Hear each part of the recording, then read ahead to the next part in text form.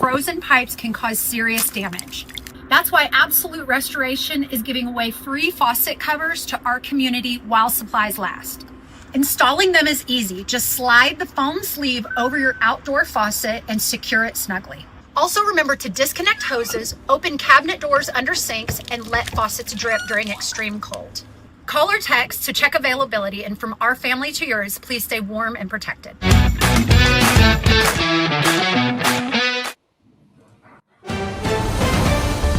Mississippi's trusted weather experts. This is Mississippi Live Weather at 6. Well, thank you so much for watching us here on Mississippi Live Weather at 6. I'm Chief Meteorologist Matt Loppon. We have a packed newscast here over the course of the next few minutes with a lot of different things to get you prepared and give you hopefully additional knowledge on where we go from here as far as active weather is concerned. Again, thank you so much for supporting us here on Mississippi Live Weather. We're going to be talking about travel impacts and the possibility of power outages. To that point, we'll talk to Scott Hendricks, who is the CEO of the Tom Bigby Electric Power Association. You know, a lot of things flying around social media on what ice means what.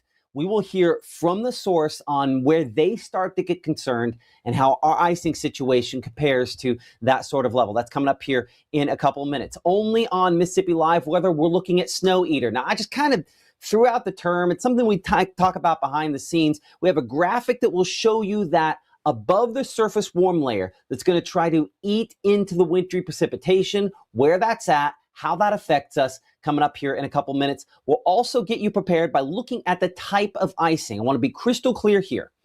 Most of us, if we see wintry weather, it will be ice of some sort, either sleet or freezing rain. How do you prepare?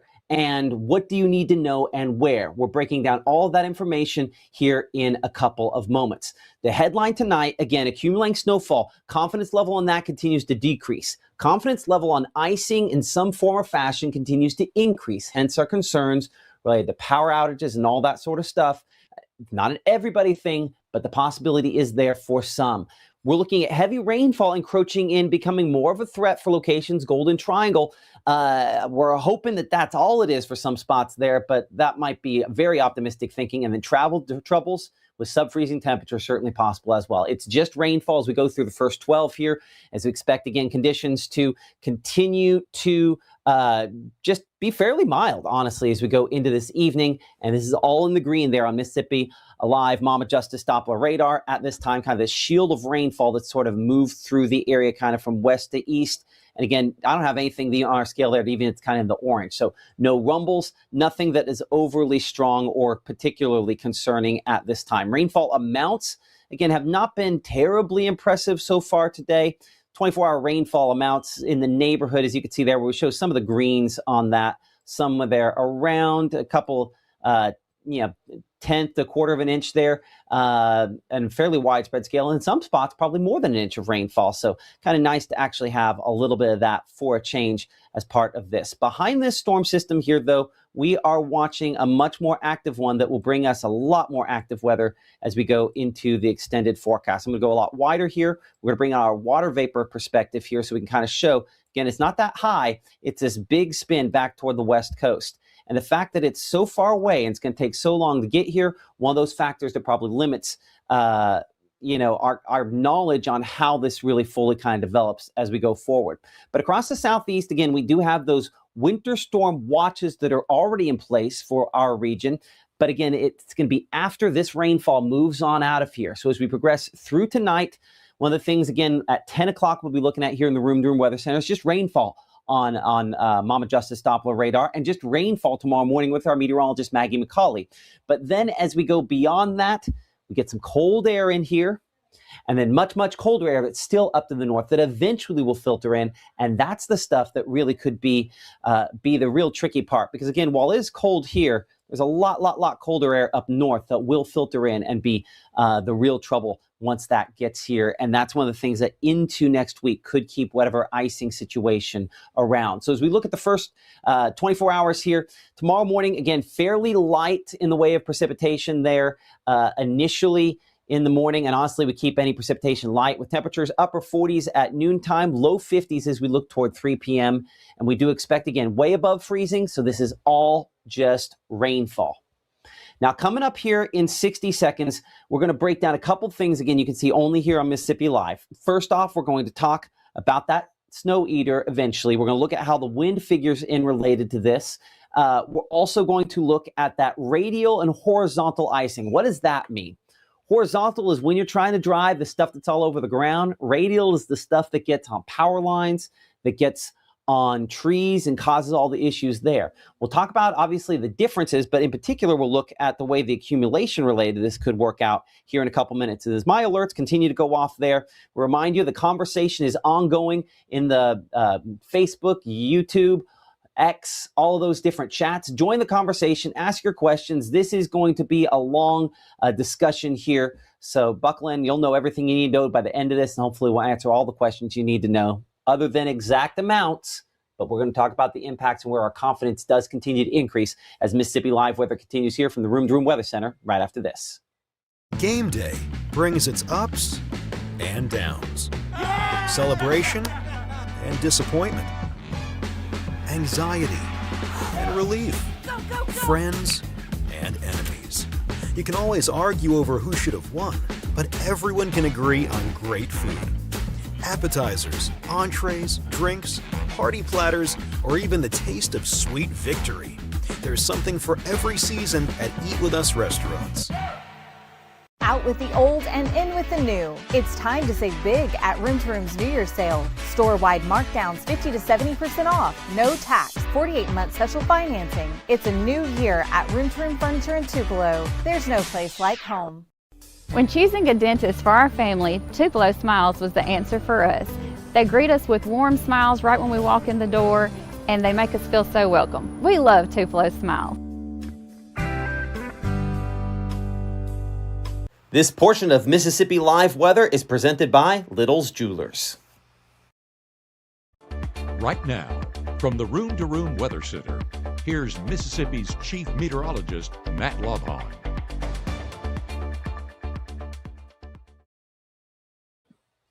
Thank you so much for supporting us here on Mississippi Live Weather. I'm Chief Meteorologist Matt Lawpon, and outside in Crenshaw, one of the locations where the North Mississippi Storm Chasers have a camera, one of the spots where that likelihood of icing remains the most significant. There is going to be some of us that have, before this is all done, between sleet and freezing rain, half inch or more of ice could be a significant underestimation. We're hoping the rainfall dominates more than that, but hope doesn't mean action. And so we need to be preparing accordingly just in case that is not the way this works out. Again, Crenshaw, one of those spots we'll be watching. Also out there, really all of our locations in the Delta, some concerns because that cold air, because of the elevation. Cleveland, one of those locations where, again, it will be cold enough. We're looking at 48 right now. Again, we're looking this weekend. That's the time frame that we're certainly concentrating largely. And join the conversation with us. You can do that again in our chat ongoing on YouTube as well as Facebook and all the different social medias there as far as that's concerned. You know, talking about ice storm coming. Hopefully that's not the case, but certainly we are prepping like it could potentially become the case. So as we walk through this again, winter storm watches, they are in effect for all locations around the region, stretching for more than 1,000 miles back all the way there. You can see the Arizona and then back to practically the East Coast. We're right in the middle of this swath. So unfortunately, fortunately, however you want to view it, we are definitely not alone as far as this threat for winter weather and all of its impacts are concerned. Winter storm watches are issued, and then they're followed up with by either winter weather advisories, an upgrade, which would say, hey, there's travel disruptions possible, and winter storm warnings where plan on parking it where you're at. That's where you need to be. That's where you need to stay. And so that's the, kind of contrast there that we're dealing with this. And we expect those upgrades to those warnings are probably going to be forthcoming. So again, join the conversation here. We appreciate all the folks for doing that there. Also, I'm wondering, it doesn't look like our chat is actually updating at the moment. Is that an accurate description of that, Gabe? I'm gonna bring Gabe up here. I tried texting you and letting you know. Restream is not allowing chats up right now. I tried refreshing it and it's still not updating. But chats are coming in. They're just not on Restream. Huh, that's interesting. Okay, well, we'll go and take that down if they're not on there at the moment.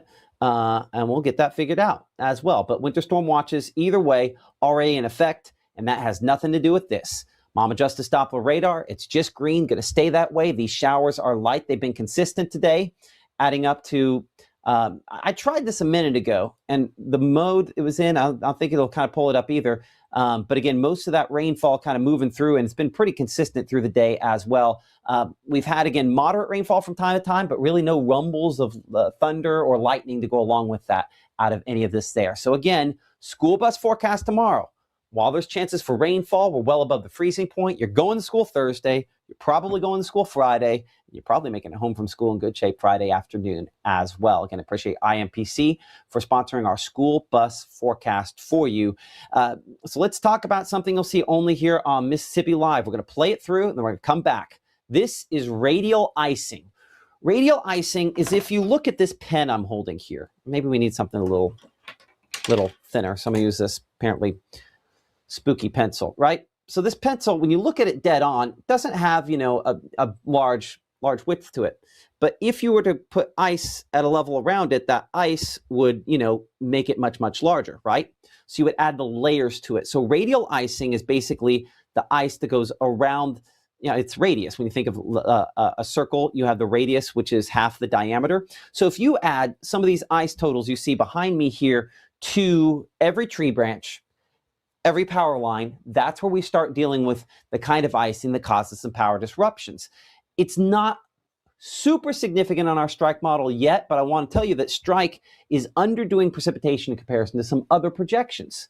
So I keep that in mind with this, but it does have, again, this kind of stripe out here for locations back out from Greenville, possibly up here, Grenada, back toward Yalobusha County, back into Oxford, Tupelo, Pontotoc, Chickasaw County. We are in kind of this stripe where the radial icing could be at its peak.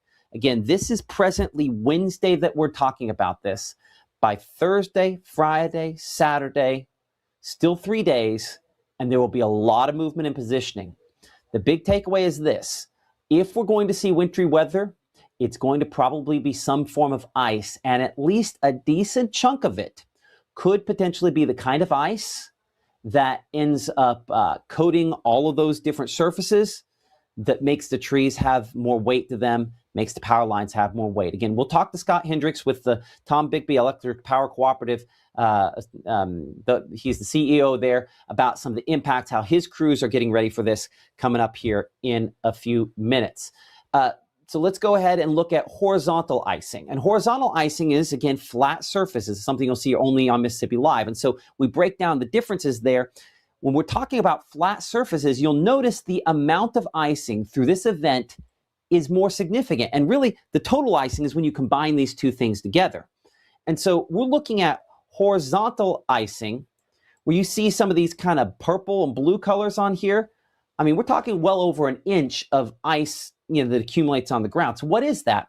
That is partially going to be some, obviously sleet, but also freezing rain. And when I say rain, I want to be clear that freezing rain kind of looks like rain, but instantly freezes when it comes in contact. So as much as I might say rain, rain, rain, if we're below freezing at the surface, that freezes on contact, that is then significant icing there. That's more likely to be the radial icing. So this could be, to a certain extent, where some of that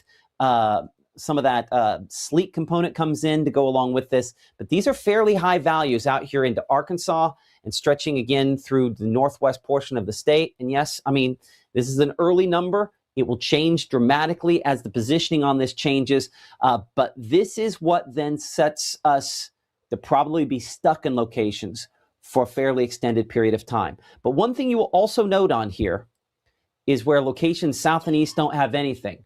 Well, that's where that snow eater comes in. We'll look at that more detail here in a couple of moments. So Futurecast in the near term here, again, we're kind of ahead of all this here. We continue to have, again, those showers fairly widespread, kind of moving from the west to east through the area. Moderate rainfall, but again, all just rainfall as we head into tonight and the first part of your Thursday morning. Thursday starting off with temperatures upper 30s, lower 40s. Wind chills probably a little cooler than this, but again, above freezing, it's all just rainfall. As we go throughout your Thursday, again, some showers out there. The majority of those mainly to our east and southeast. You'll notice how we have our front down there in the South Mississippi and Louisiana. Moisture is going to start trying to roll north of this. And that, again, is one of the things that will feed into some of the rain chances that eventually change to freezing rain, sleet, and for locations mainly to the north and west of us, some snowfall chances as well there. But not for Thursday. That's the weekend. Thursday, it's just green. It's just wet. It's just liquid. It's nothing more than that. 52 high in Water Valley, 54 degrees in Grenada, 53 for Eupora and Starkville, and 51 degrees in Tupelo and the Amory area.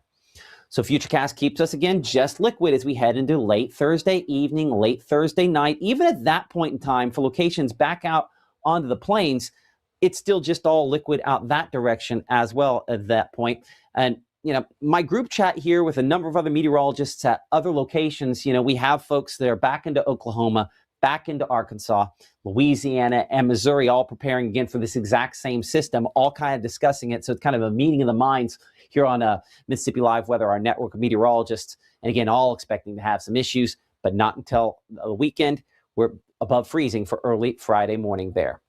So again, above freezing as we go throughout your Friday. And so you're going to school Friday morning, you're in good shape.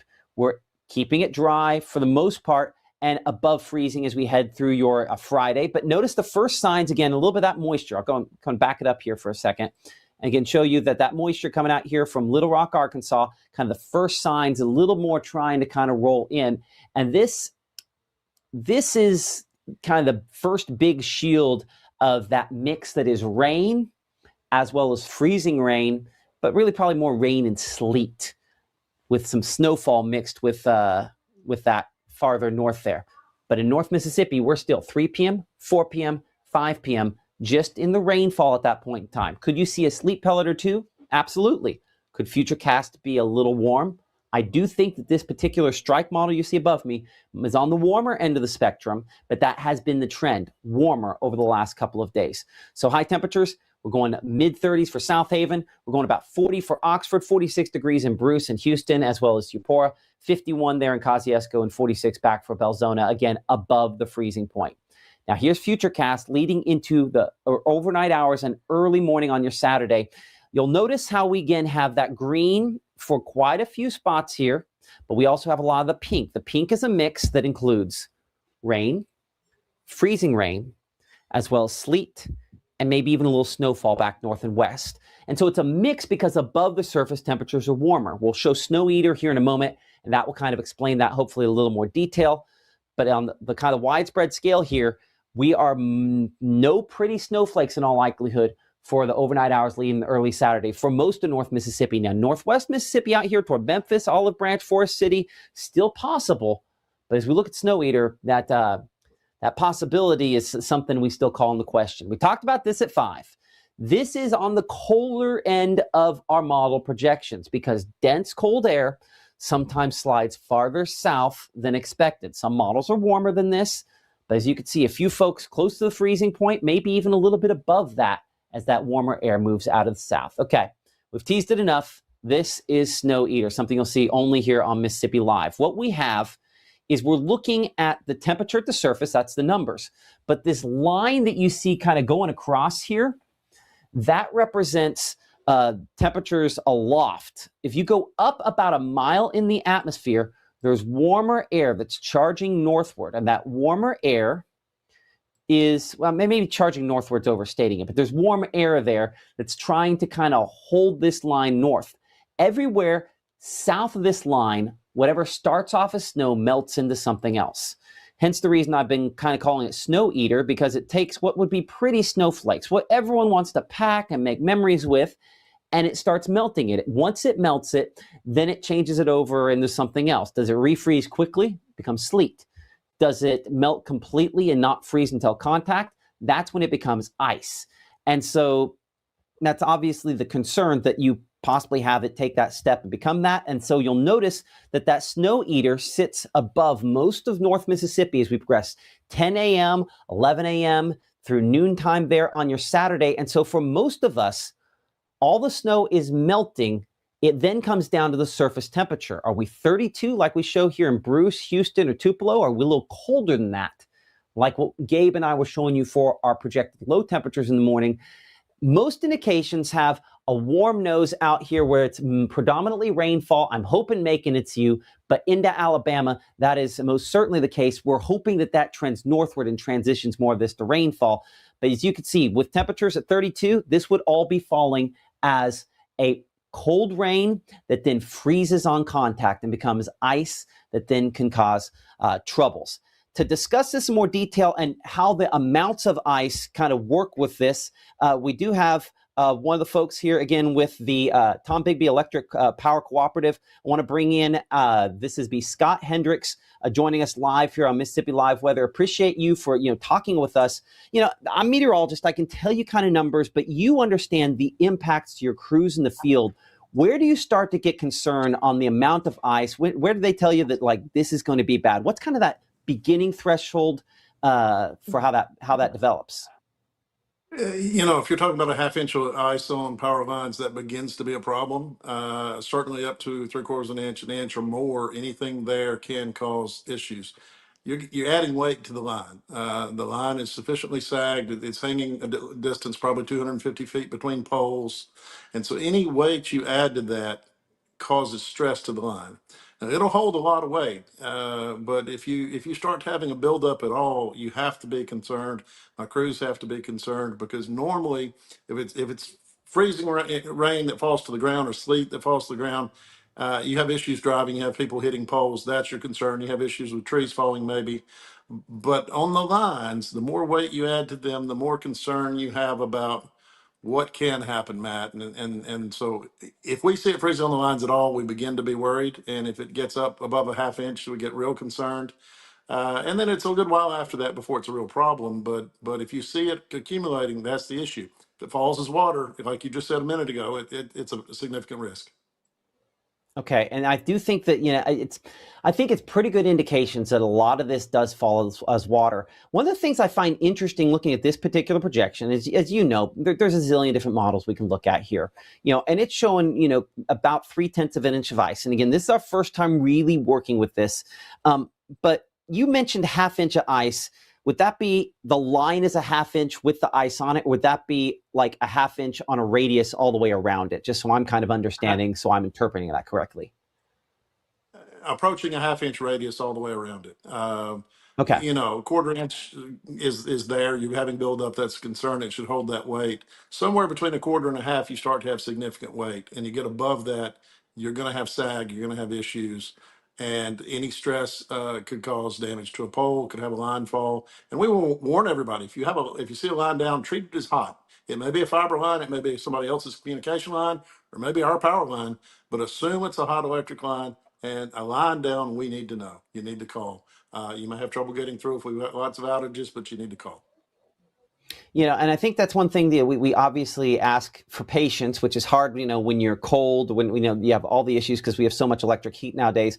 But patience, just because your crews are going to be working as fast as they can, but you're prepared. Like this is something that you do training for and prepare for. And if this is serious, that there are people around that hopefully will be able to chip in and help because you have those kind of agreements already in place. There are mutual aid agreements between every cooperative in the state of Mississippi. Every municipal system in the state of Mississippi has a similar arrangement. Every state in the Southeast, I can't speak beyond the Southeast, has an arrangement. The scary part about a storm like this is, and I don't know exactly where all you said it's going to happen, but if it happens from Texas to the coast, there's lots of states involved, and those are normally the states that help us. During Hurricane Helene, we went to Georgia. We went to South Florida. We headed east, and all those people would head north if we had ice. It's just so many places they can go. Tom Bigby has more staff than we've ever had. We're doing a better job on our right of ways than we have. I think we've hired extra crews. We put in extra equipment. The more trees you cut, and people don't always like their trees cut, and we hate to cut trees. Trees are beautiful.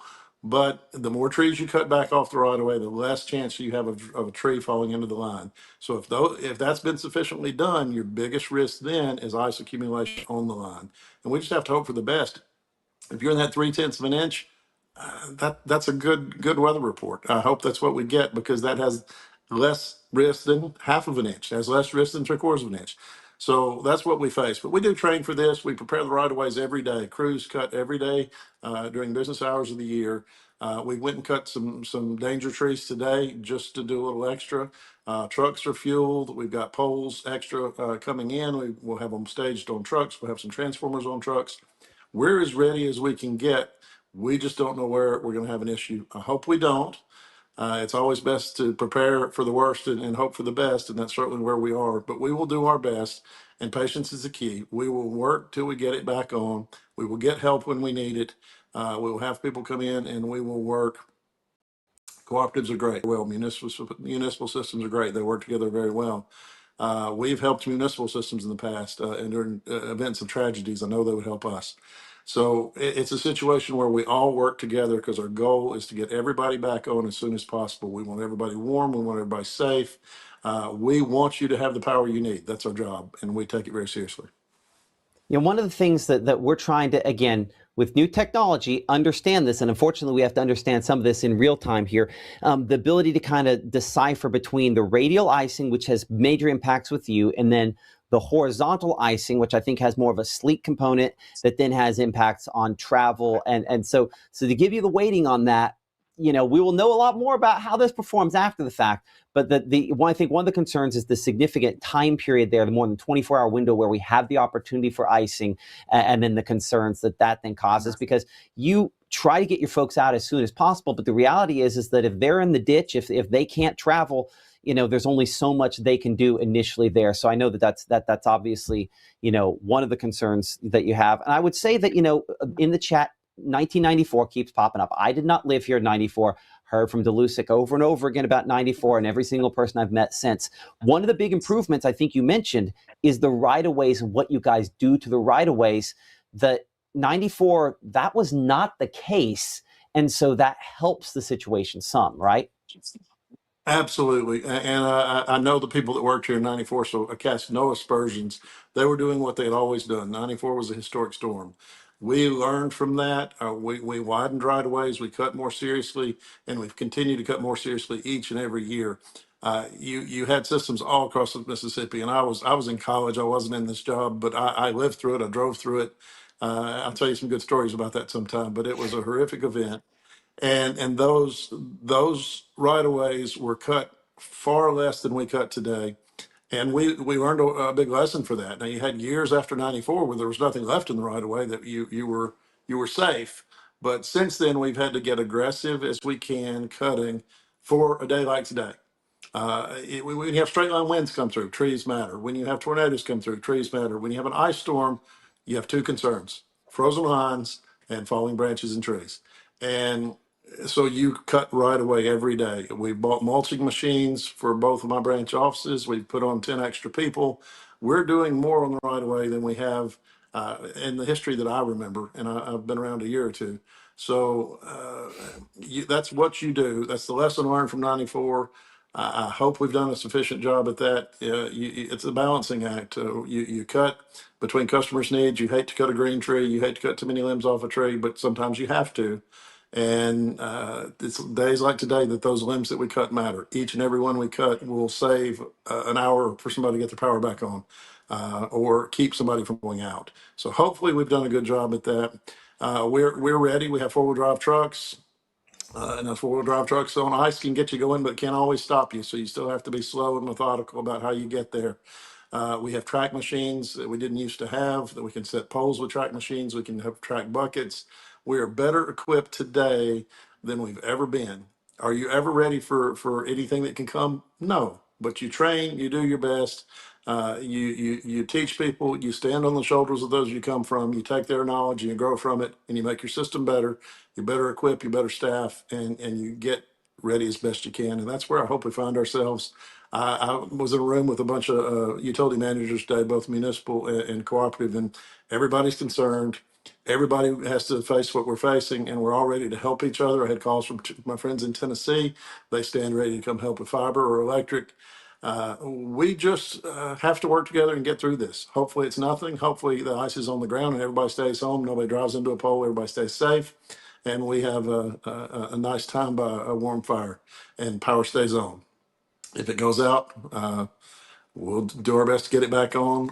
Watch the outage map. Do call if you see lines down, broken poles. We need that information. The outage map doesn't tell us that. If your power is just off, most likely we know because this will be in widespread areas. And give us time to get there. We can't answer every call, but we'll call in troops. We've got call center folks that are from around this parts and around Jackson, Mississippi, and or some in Alabama that can answer the phone. So we'll have people answering the phone, and we'll get there. And we don't stop till we get it back up, and we'll get help when we Well, we need it. appreciate all that hard work that y'all put on, and put in for this. We know that it's a lot of prepping for days like this. That we often talk about that with severe weather. It's the day you hope doesn't come that you prepare every day for, and so we appreciate that. Scott Hendricks with the Tom Bigby Electric Power Cooperative. Thank you so much for joining us here on Mississippi Live. We probably will end up talking with you in the next few days, kind of how things progress. Anything else you want to add, real quick?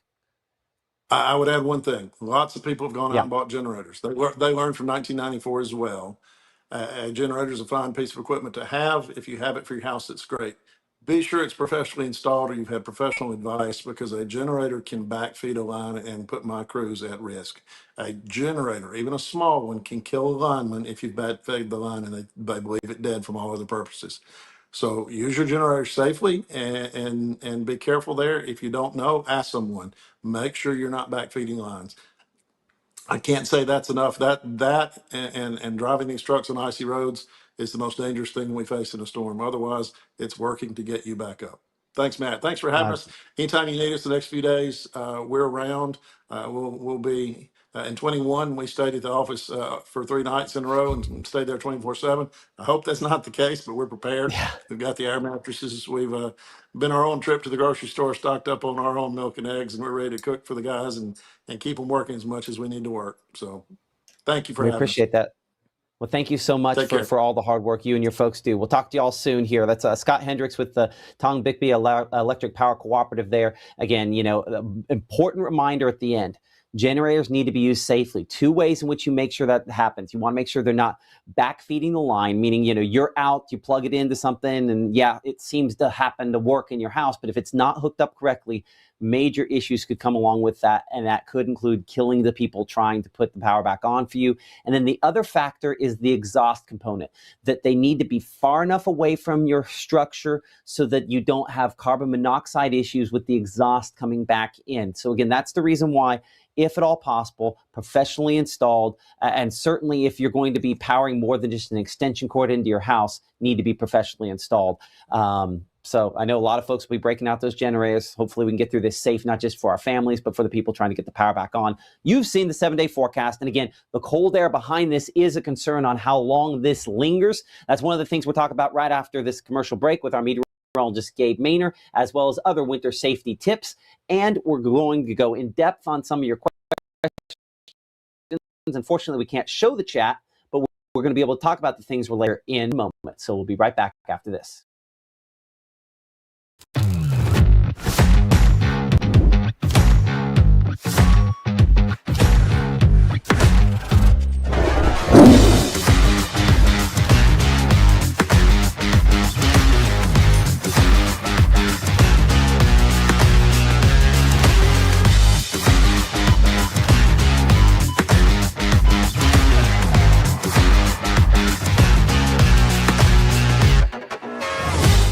At First Choice Bank, we know you can't always make it before the bank closes. With our integrated teller, you can talk to a live person as late as 7 p.m. on weekdays and noon on Saturdays. It's not just an ATM, it's an ITM. First Choice Bank, your choice for banking.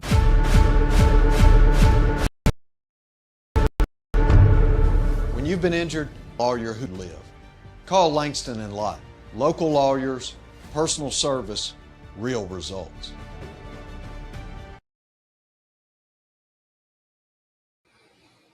Well, welcome back to Mississippi Live. I'm Chief Meteorologist Matt Loppon here. Wind gusts, that compounding component, because there was the weight added by the ice, but then there's also when the wind kind of stresses it, and the concerns related to that. As you can see here, looking through Thursday, looking into Friday, not a lot, but notice as we go late Friday, those wind gusts kind of pick up in that 15 to 20 mile per hour range.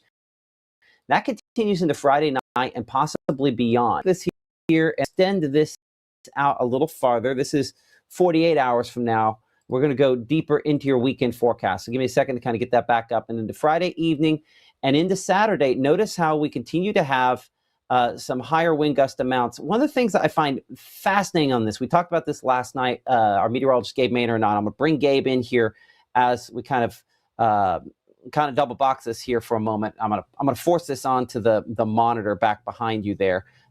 So kind of point that back. I don't know if that's an error or if it's.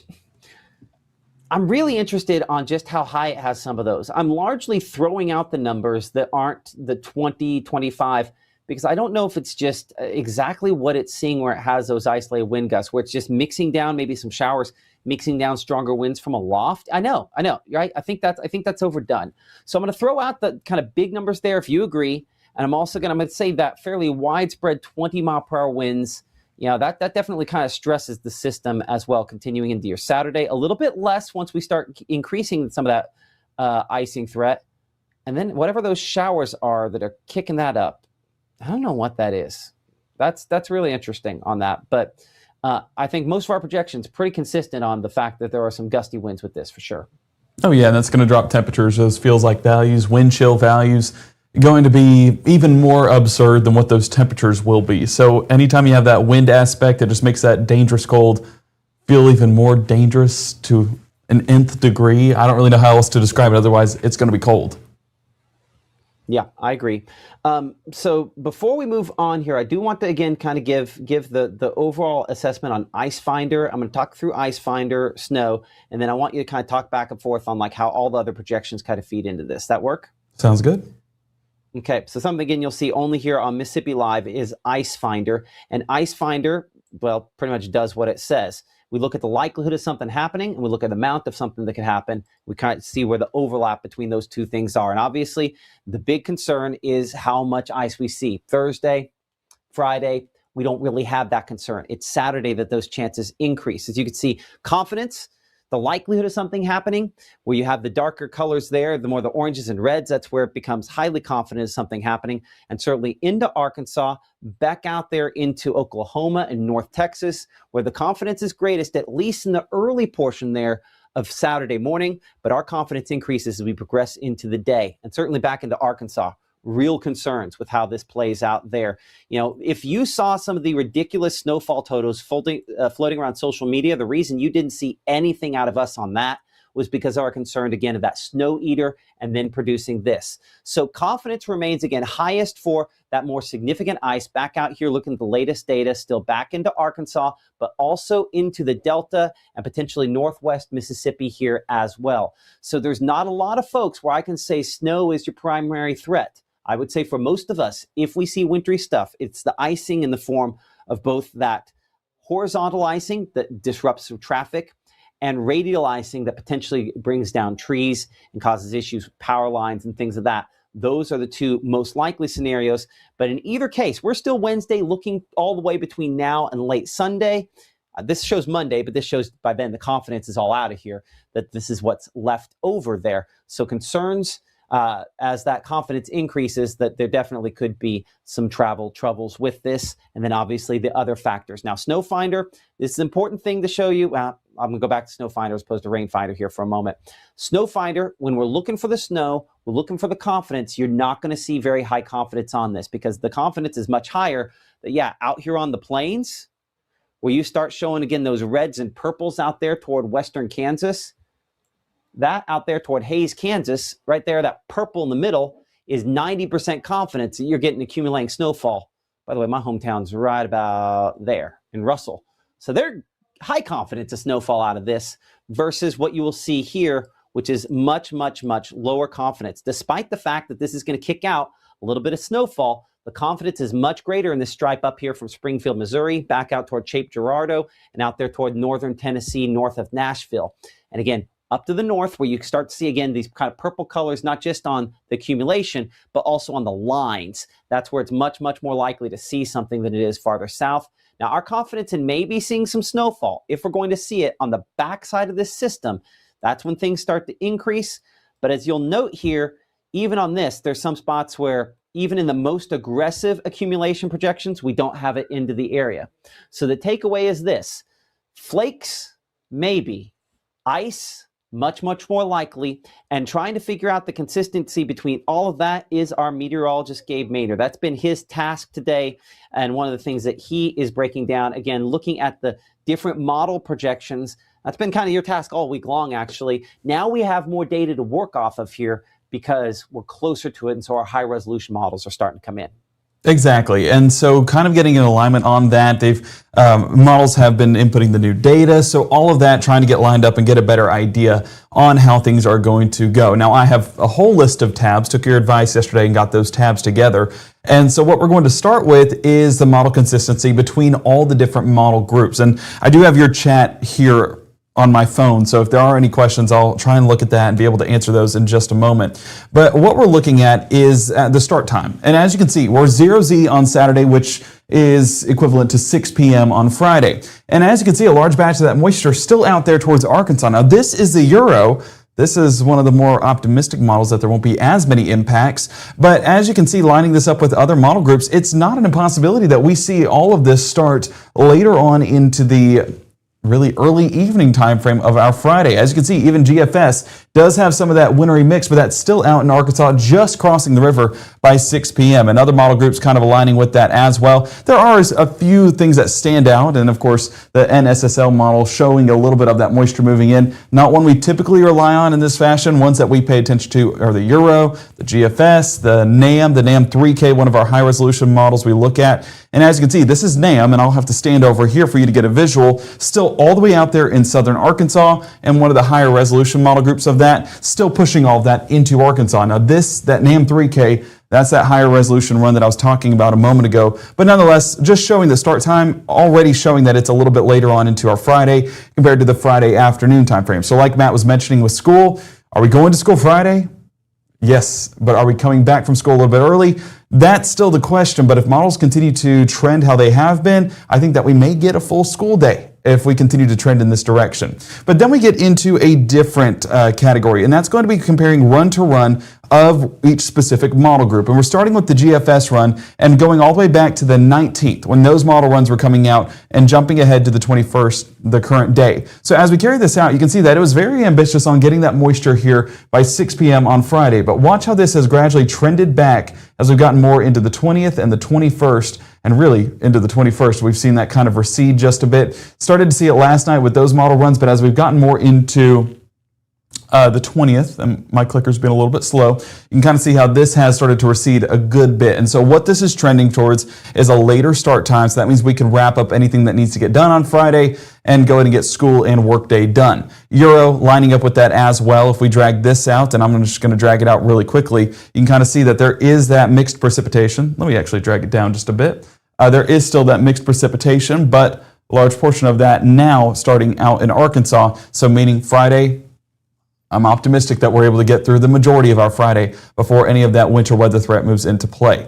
One of the other trends that we're watching, it's the warmer air. And we're going to look at, this is a little bit too early. I'm going to jump ahead to, let's go all the way to Saturday at noon. And I want to look back at some of the temperatures that they've been having. And as you can see, this is the 18th, the 0Z run on the 18th with the European model, showing that it's 39 degrees Lee County, so it's a little bit warmer, and then 44 all the way down there towards Oktibbeha County and Lowndes County. Now, as we've gotten into that forecast, the cold temperature definitely just surged into the area, and that's what was showing a little bit of that snowfall potential a little bit further south.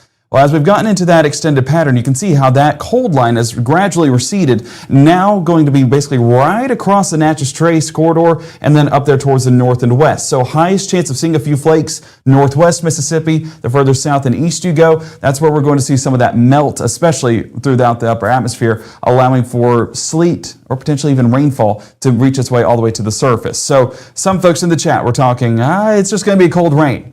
No. Not exactly. And the reason why is because up in the northwest, it is still going to be cold enough to support some of that winter precipitation. If it's flakes, honestly, that'd be the best case scenario in this circumstance, but also expecting some of those sleet pellets as well. So no, not cold rain. We're still tracking winter precipitation. And even if it does fall as a cold rain, the temperatures at the surface, especially later into your Saturday, going to be cold enough to where that water freezes, and that's where we're getting some of that ice accumulation as well. And it's not just the Euro that's forecasting this. The GFS, of course, this is one where Matt mentioned it earlier, has been trending more on the colder side. And if we drag this out, we can kind of see how that cold air just surged into the area, once again getting some of those temperatures by, oh wait, this is still Friday. I need to jump ahead to, let me find the right time. Let's go here. Let's go to 60 hours after. So as we drag this out, this is going to be more Saturday morning. I need to go further than that. Come on, mouse. Where do we need to go? Let's go all the way out here to 18Z on Saturday, which is, again, noontime on our Saturday. So if we keep this going, I'm going to go ahead and drag this out. We can see each model run and how this has trended. So as you can see, extremely cold air reaching into North Mississippi, and that's what has really supported that snowfall forecast. And if you've seen any of those models on your social media, more than likely has been pulled from the GFS because it's been the most ambitious, the most aggressive. They know that's going to get the most clicks. And we're not about clicks here at Mississippi Live Weather. We're about the truth, and that's what we want to provide for you here at the 6 o'clock hour. So as we go into those model runs, and again, this is noontime on Saturday. Look at how cold we're talking about. I mean, upper teens by lunchtime on Saturday. That's extreme cold forecast, and of course, that would support any winter weather development. But as we've gotten more into the forecast for the 20th, it's still been around that same margin, but watch how that green line right there, that, again, lined up with the Natchez Trace corridor for the European model, now starting to trend a little bit more in that northerly direction as well. But still, temperatures being forecasted in the teens up around the Tennessee state line. What that means, I know that's a lot of data, it's just basically might have gone right over your head. Let me tell you what it summarizes to. It's going to be more than likely some liquid precipitation down there south of the Golden Triangle, even for parts of the Golden Triangle, not out of the question. But where we start to get some of that wintry precipitation, this is what Matt was tracking on Icefinder, that's where it's going to be sleet and freezing rain for that Natchez Trace corridor, working our way towards the northwest. I'm not going to be shocked at all to get a few flakes in that forecast and maybe some accumulating snowfall even on the front end of the system. Now, as we get going with the rest of that forecast, of course, we are going to be tracking that in more detail with how much we're going to expect. So let me go ahead and get this on the latest model run.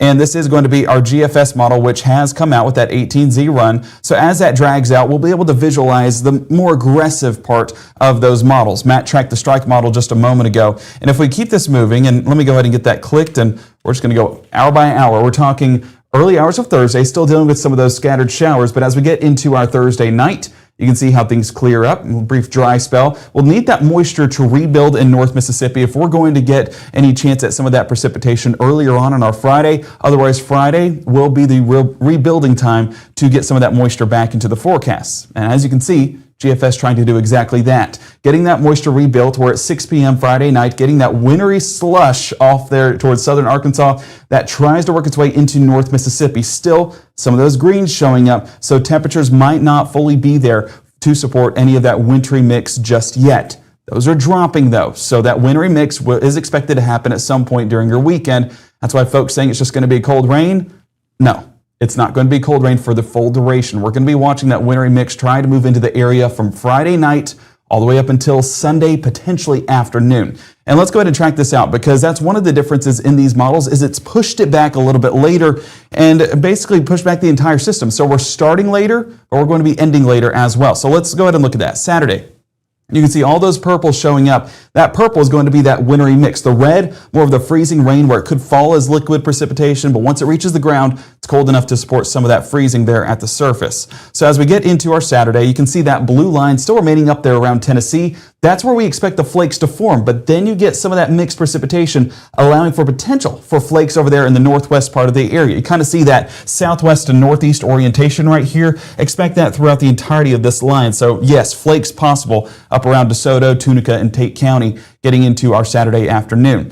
But the thing that concerns me is the fact that once we get into Saturday afternoon, even the more aggressive models with the cold air showing that we are getting at least a few of those liquid drops to reach the surface. And look at how heavy we're talking on that freezing rain potential. All the way through the Alabama state line, all the way through the Golden Triangle, and all the way along Highway 82. So that's going to allow for that to freeze at the surface and accumulate on those power lines, accumulate on those trees. And that's where the ice forecast is not exactly ideal. One of the things that we've talked about throughout the day is I asked Matt yesterday, Matt, is snowfall the best case scenario? And he said, yes, 1,000,000%. because of the icing potential. And so if any of this does fall to the surface, then we are going to be dealing with that freezing potential, and that weighs on those power lines. Snowfall doesn't weigh on it as much. It's more picturesque as well. A lot of positives I can say with snow that we are definitely rooting for here at Mississippi Live Weather. So if you see a snowfall graphic come out from us, know that it is with the best interest that we're hoping for that in this scenario. But more than likely, this is looking like more of an ice event. Still going to be impactful, but it's still, it's just not going to be the typical winter wonderland that we long for in these setups. So as we keep going into our Sunday, you can see how that mix tries to remain in the forecast. And as we get into our Sunday morning, mid-morning, we continue to see that development overhead. One of the big notes with this forecast, still see the mix for the start of Sunday. As we go about the rest of our Sunday, though, look at this blue, trying to move into the forecast. That's where I'm not ruling out a few flakes on the back end of this system, because that air will be so much colder and more supporting for those flakes to form and reach all the way to the surface. So my wife, she texts me all the time, Gabe, is it going to be snow? Is it going to be rain? Is it going to be freezing rain? I do expect that a few flakes are going to try to form in North Mississippi, getting into the back end of this system. And at that point, you're going to have that frozen ground. That's going to support those flakes to stick around potentially in some of those heavier spots as well. So those trying to work their way into the region and clearing on out by the time we get into our Monday. Now that's the GFS model. Euro model kind of lining up, but going to be more rainfall. I'm going to try to pull that up here real quick and get a visual on that. But I know this is a lot of information, but basically showing you all the possibilities and everything that you're going to see on social media. We need to go ahead and address that, because I don't want you guys to be to fear that or to be worried if it's the truth. And so that's where I wanted to go through it. So as we get into our Euro model, and I'll try to go through this quickly, you can kind of see as we get through our Friday, still dealing with that drier air up front, but then we get that mix moving into the area, and again, heavy on that freezing rain potential. But that line of melting is going to be a little bit more towards the north on the European model, because temperatures are also so much warmer than compared to the GFS. But those heavier sections showing that there is a decent freezing rain potential out of the European as well, but that's where it tries to move that rainfall a little bit more north. So that's where there is still a discrepancy in these models, and we're hoping to get more of an answer on that as more of the high-resolution runs come out, because I do feel like, based off personal what I've watched over the past couple of days, that European is a little bit on the higher side, GFS is on the lower side.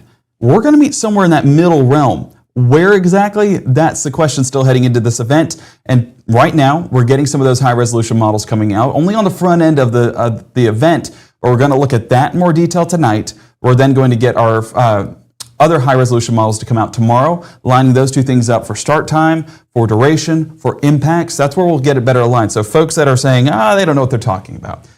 Well, accumulating totals this far out, and yes, this is still a decent time out of the event, that's where it just becomes an impossibility. Anyone saying that there is an exact value, pinpoint accuracy, you're just not going to get that. And so don't be alarmed by that. Don't listen to it this far out. Just understand that there will be impacts, and there's reasons why we say go ahead and get that safety plan in place. How that goes about it? Well, right now we're checking that forecast, especially prior to any travel. A lot of folks asking, can I drive on Friday? Can I get out the door Saturday morning? I would say Friday, we need to get to where we need to go. Friday evening, we need to be there, and then be ready to stay there for an extended period of time. One thing that I'm probably going to go do here probably right after the show, and especially during Friday, is filling the gas tank, checking the tire pressure, making sure everything's good to go in the vehicle, maybe even having backups if you do have to get out on those roadways, because we don't want you to get stuck and potentially get stalled out and get stuck in this event, because then it'd just be a dangerous situation. Letting folks know that you're out on the roadways, letting them know where you're trying to go, so that way if there is the chance that you get stuck, they'll be able to track where you're at and bring help for those situations. Pack that emergency supply kit, which we'll look at here in a moment. The biggest thing is there at the bottom: avoid travel. If not comfortable, just avoid travel in this situation.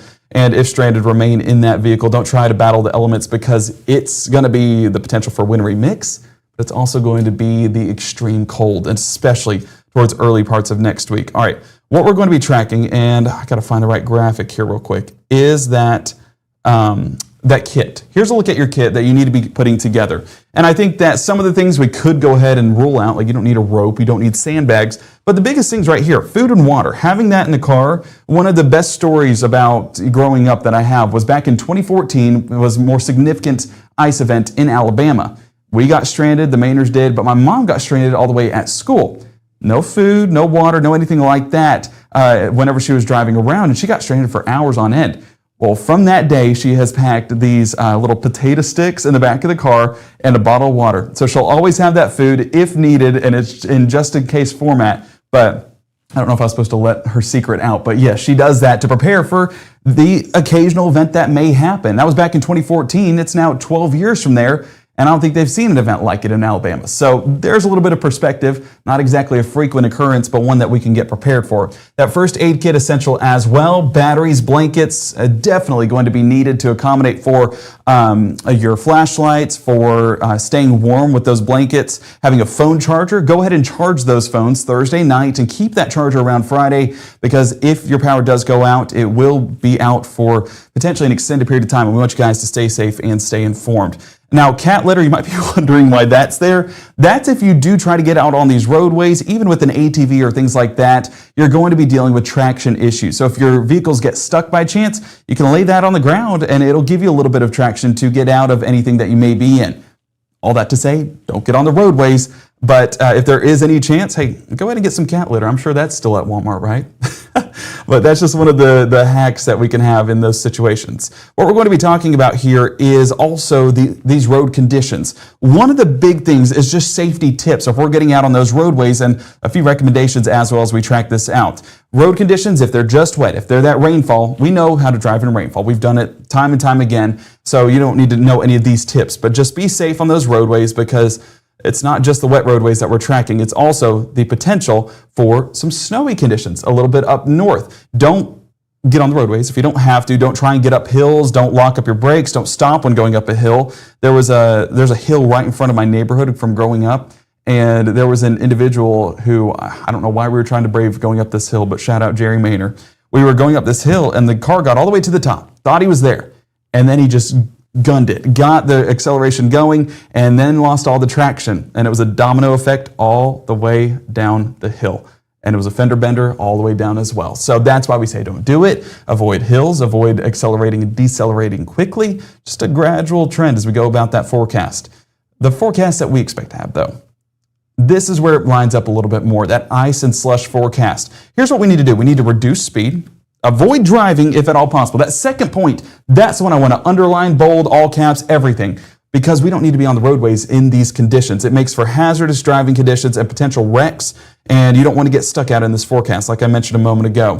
So avoid those hills, avoid sudden stops, avoid the roads if at all possible. And watch how this carries over. Watch that second bullet point. All right, you ready? Notice how it didn't change. So whether it's icy or slushy or snowy, we're not getting on the roadways. And I want you guys to make a promise for me on that, because it's just a hazardous commute. Avoid driving if at all possible and reduce that speed. Just stay safe, guys. This is an event that has extreme potential to make for a rough situation, make for a dangerous situation. Folks could be stranded out in the cold for a while. And we want you guys to be safe whenever this does strike. Even if it's just a rainy forecast, those temperatures are cold enough to where that rain falls and it's on the surface and it'll refreeze. And that's where that potential for icing comes into play, whether it's a snowy forecast or not. And honestly, guys, like I mentioned a moment ago, we are wanting snow in this circumstance. It just doesn't seem as likely here, especially Golden Triangle, up the Natchez Trace corridor, but maybe around DeSoto County, it's more of the flake forecast. Either way, stay safe on those roads. Don't get out on it if you don't have to. Find what you need to stay at home for a couple of days. And of course, we'll be tracking that through the event with you. And if anything were to be known that's going to change, we'll of course alert you first thing here in the Room to Room Weather Center. But Matt, this is an interesting time, but a time to get prepared. Everyone wanting answers in regards to accumulating totals, what they can expect exactly. Those aren't the answers that we're going to get right now. The answers we're going to get is how we're going to stay safe, how we're going to stay prepared, and stay informed heading into the event.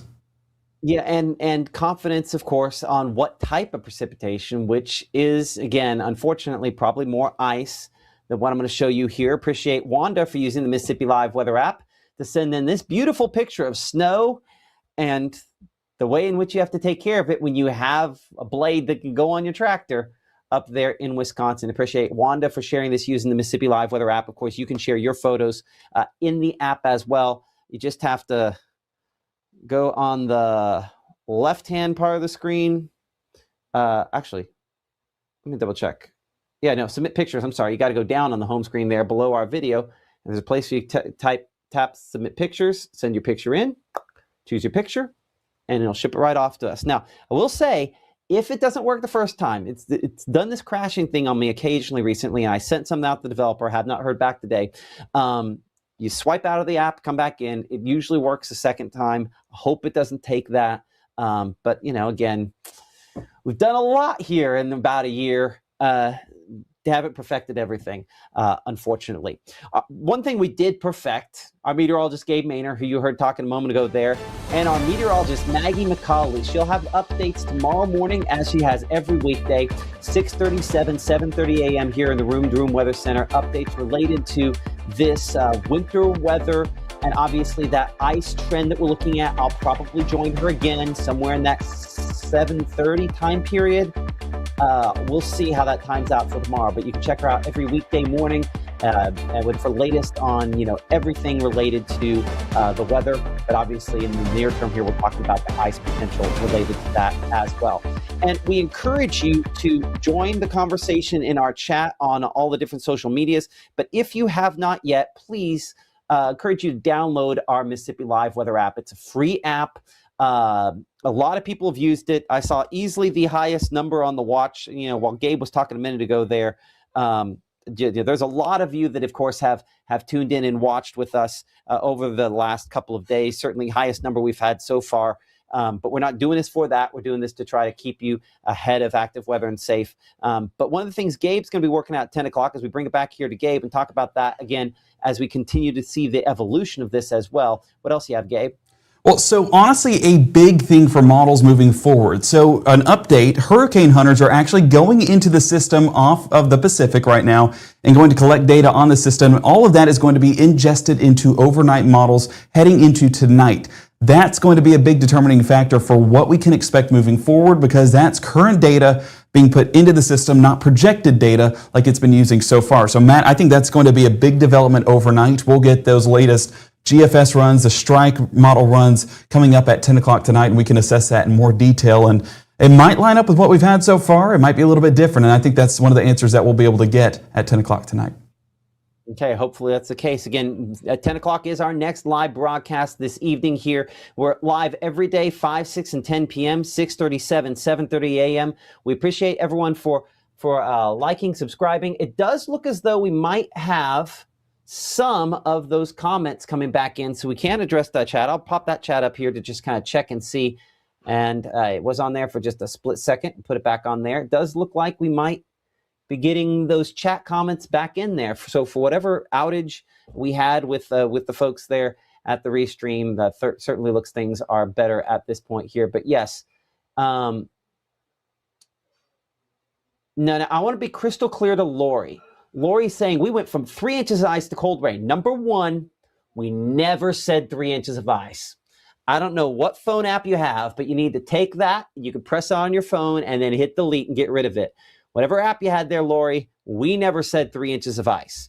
But ice is still very much on the table to go along with rainfall. The thing is when we say freezing rain, you might just think, oh, a cold rain. And that's not what it is at all. Freezing rain equals ice storm. So when people talk about an ice storm, I remember an ice storm, what they're talking about is freezing rain.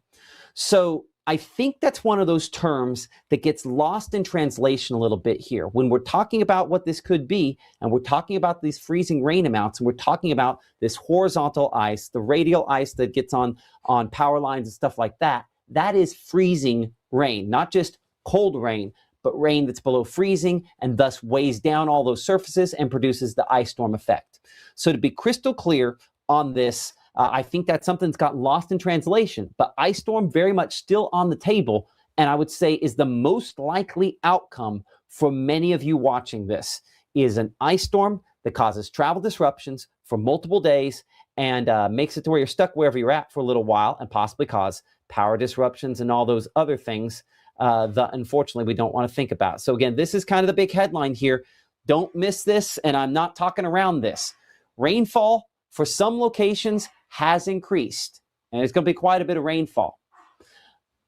Snowfall, less and less likely. But this ice, we have at the same confidence level as yesterday, and as we get closer, we'll continue to increase. This is our most likely outcome for a lot of us. which is why the travel impacts are going to be an issue. And with cold temperatures behind this, the reason why we're talking about multiple days of temperatures that are below freezing and potentially, in some cases, close to or a little bit below zero. I see Rob Smith asking me next there, right about there on YouTube, when will winter storm warnings be issued? It's not impossible those come out tomorrow. Typically, they come out about 24 hours or so before the precipitation is supposed to begin. So late tomorrow seems reasonable. Midday to late tomorrow, that maybe those winter storm warnings are going to be issued. In saying that, there is no winter weather issues of concern tomorrow. We're not going to have that tomorrow. It's just rain, it's warmer, and most of Wednesday is as well. But those winter storm warnings could come out as soon as potentially, probably tomorrow at some point there. Finna go work on our tractors and four-wheelers. You know what? If your work's making you come in on a tractor, more power to you, but you'll probably be helping drag some of those four-wheel drive vehicles out of the ditch. Nothing against four-wheel drive, but four-wheel drive does not mean four-wheel stop. And that's the thing to keep in mind as far as that is concerned there.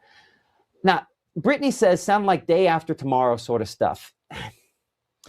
Listen, there will be, and I think, I'm trying to think of the best, we've shown a lot of different graphics today. A lot of different ways, but I'm going to show you something ugly. I think ugly does the best job. And again, because I'm the European apologist, how is that not a hashtag yet? Or maybe that actually should be merch, Gabe. I need to write that down.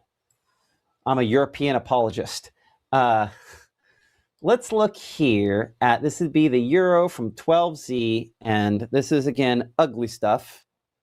I'll pop that on there. Okay, so this shows that warm air trying to truck north, and this is, again, as aggressive as pretty much any projection can for Saturday afternoon. We show Tupelo up there below freezing. We show Columbus above freezing, and you see this warm air working its way northward there.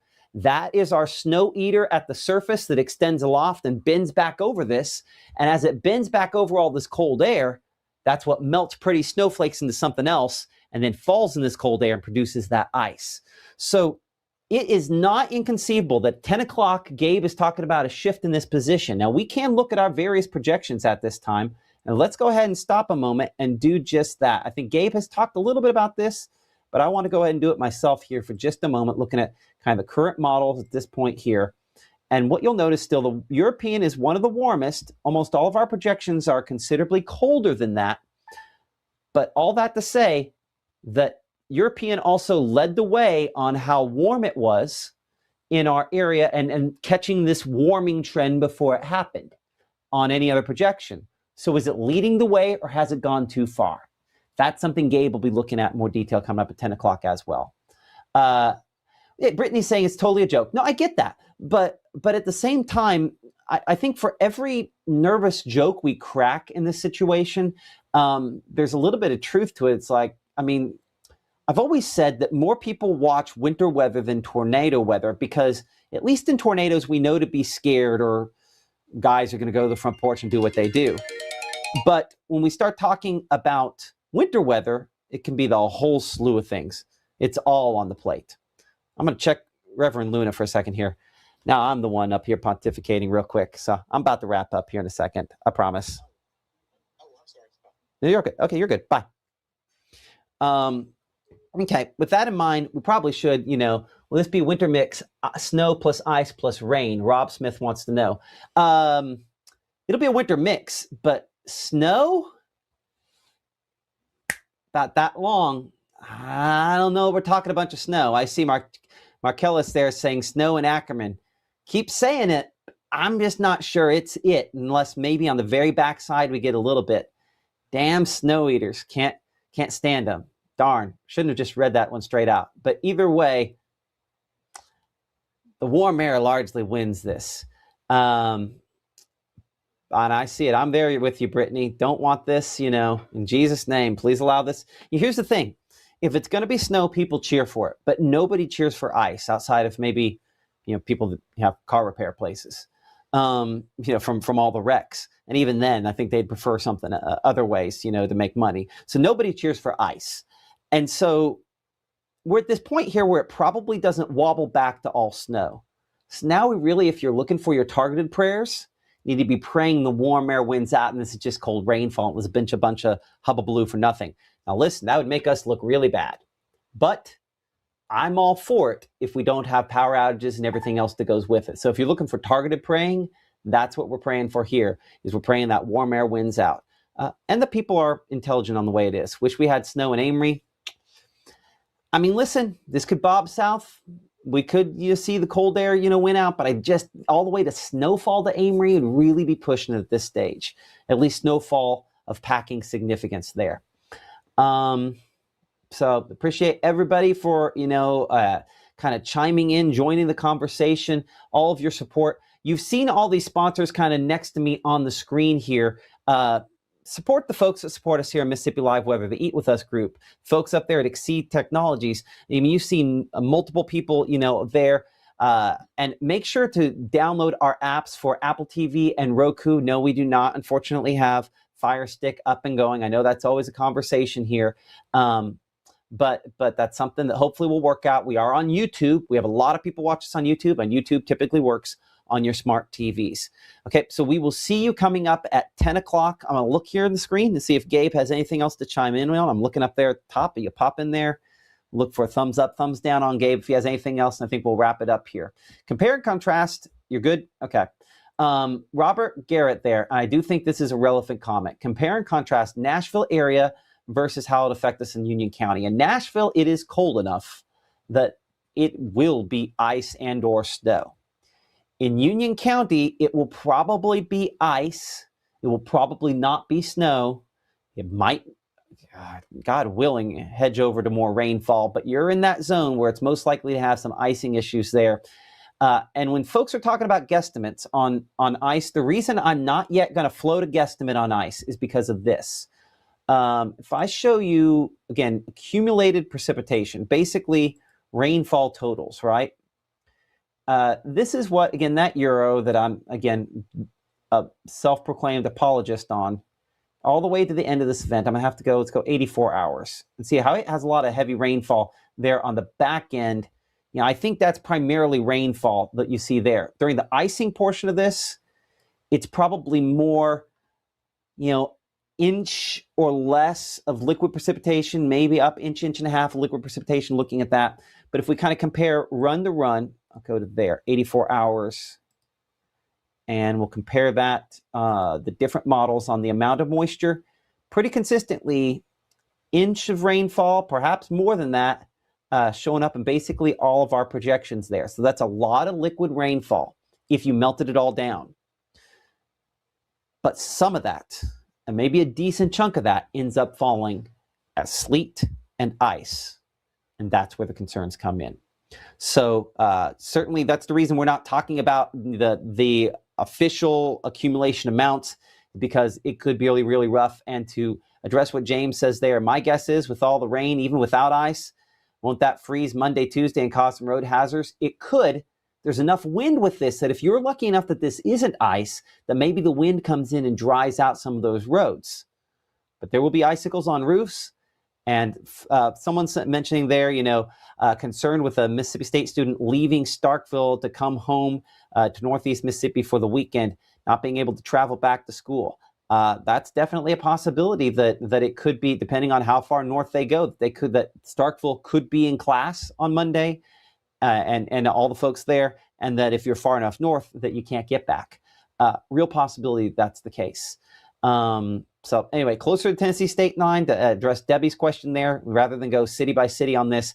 I think icing still very much in the cards for you up there in Tishomingo County. I would say Alcorn, Tippah, back up in Northwest Mississippi, icing still main factor. We're hoping maybe some folks there can get some snow, but again, hope and reality may be disjointed in this situation here. So, okay, and yeah, I will address that. So why is Monroe County? Clearly, I am not doing a good job here of communicating this. So I want to be as clear as possible. And I think probably the best way to do that is to show the watch warning map here and to address that. Let's have this on the current time here. Why are all these folks in the winter storm watch? So you will probably still see, it's still very reasonable if you're in this watch that you see ice. What I showed you a minute ago is that there are some indications the warmer air tries to go farther north. But you're here in Monroe County, my expectation, my forecast still is that you see ice. How much is the question? But you probably still see freezing rain, sleet, and rainfall. But that freezing rain is ice. So that's the reason Monroe County, Clay County, Oktibbeha, Lowndes, Winston County, and down here south toward Jackson are all in it. You will still probably see icing in these spots. Today is Wednesday. We've got Thursday, Friday, Saturday. Positioning, and it's all going to change. It's all going to tweak. We look for the trends. That's how we adjust the forecast. But right now, if you're in blue, I'd be preparing for this to be an ice storm situation for you in at least some form or fashion where travel is disrupted and potentially impassable for a few days. Certainly farther north, it could be longer. Certainly farther north, the odds are greater.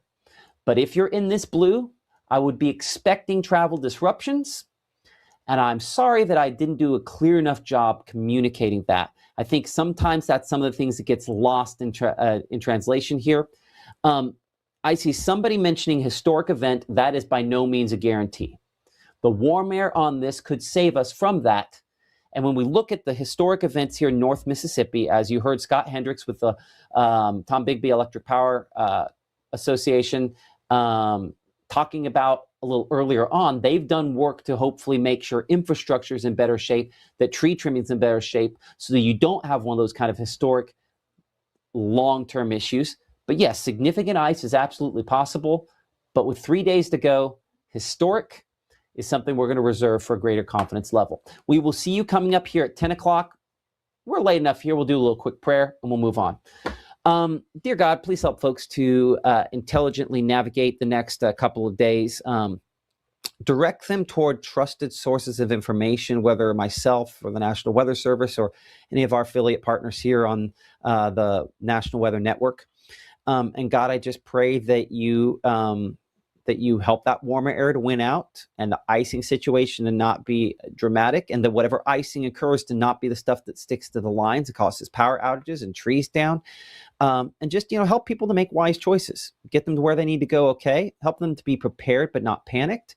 And thank you so much for supporting, what we're doing here. I mean, obviously as one of your children, that you always want good for us, but just thank you for this opportunity to speak, into these folks and to these folks and prepare them for this.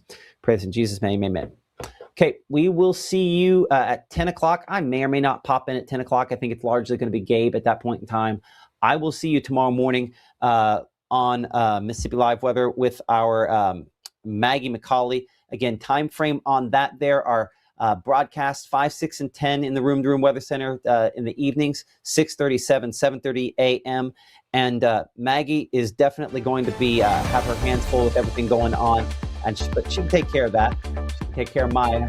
She can keep me on track. She can take care of all that. 6:37, 7:30 a.m. here in the Room to Room Weather Center. And make sure to download all of the apps on the different places. We appreciate everybody who has supported us and continues to support us here on Mississippi Live Weather. We'll see you at 10.